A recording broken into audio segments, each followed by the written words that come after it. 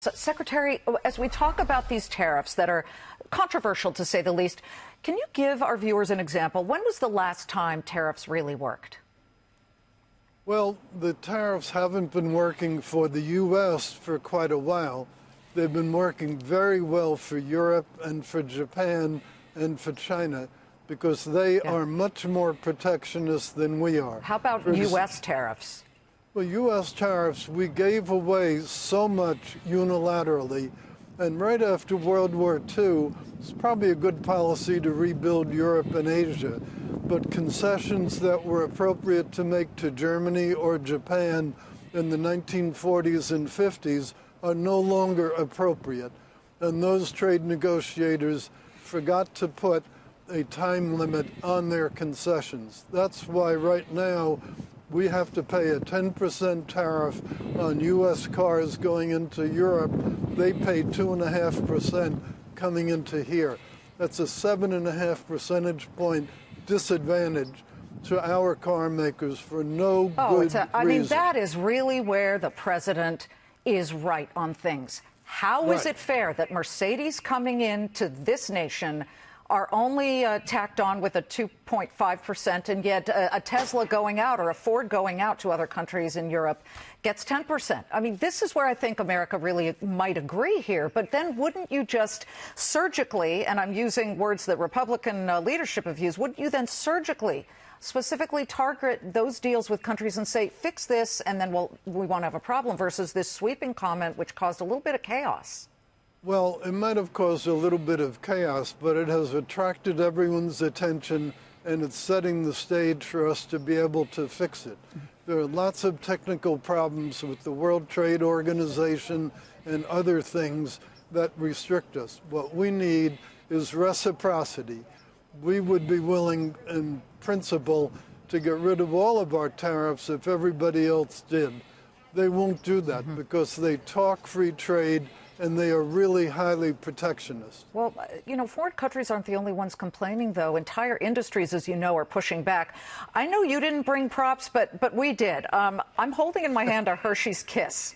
Hershey of Pennsylvania, the chocolate company, this is a state President Trump won, wraps its kisses in aluminum. I got a purple one so everyone could see it. They wrap it in aluminum, and Hershey says it needs steel for its equipment. Hershey is saying now that the tariffs could negatively impact the entire U.S. economy. And now even the aluminum industry says don't paint everybody with the same brush, just target China. What do you say to that? Well, it's not physically possible to just do that. Let me give you some real-world numbers. China has shipping us less steel now than they did 5 years ago directly, but what they're doing is backdooring it through other countries. Like Vietnam. You can't just do it surgically. If we could do it surgically, we would. My department has put tens and tens of tariffs on steel coming directly from China, and all that happens is they transship it through somewhere else. Surgery here doesn't work. What's really needed is a very all-encompassing thing that cuts out transshipment as well as direct shipment. Well, I understand that. And by the way, we should say that we're coming close to the high sessions, the highs of the session here. The Dow is down 69, and the lowest we've been is down 66. We had been down 349. So nothing has really spooked the markets at this point, bringing them off the floor for what people had said was the reason, and that was that Gary Cohn, the president's chief economic advisor, had resigned because he did not agree with these tariffs. It looks like you won at least the White House tariff battle. But could you say... Go ahead. This is not a battle between Gary and me. Gary was a valued member of the administration. He did good work on the tax legislation. He's doing good work on infrastructure. This is not a mano-a-mano fight. This is a fight of the U.S. against evildoers in other countries. Well, people are saying that Gary Cohn was effectively fired, even though he resigned. Did the president push him to do so, hence be fired, by asking him, do you support me on this specific issue? And Gary Cohn said no. Well, I was not privy to the exact conversation between the president and Gary Cohn, But in any event, Gary has made his decision. The president has issued his statement in response. I have nothing further to say on that score. Okay, and as we wrap up here, when this finally is unveiled, you say sometime this week, correct? The president has said that. I have no reason to think that he's changing his mind. Will they look exactly as he called them? 10% tariffs on incoming aluminum and 25% on foreign steel?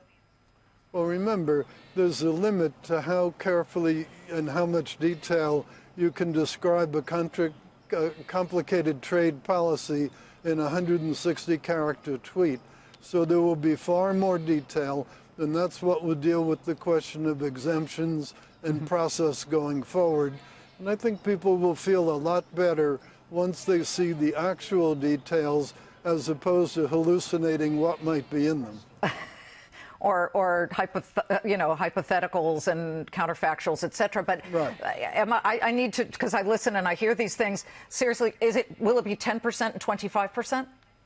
It's more complicated than that, but as to the raw arithmetic, I believe those are the correct figures. Okay. I don't believe there's been any change since last week. Commerce Secretary Wilbur Ross, we thank you very much for taking time to come before our cameras on Claim and Countdown. Thanks.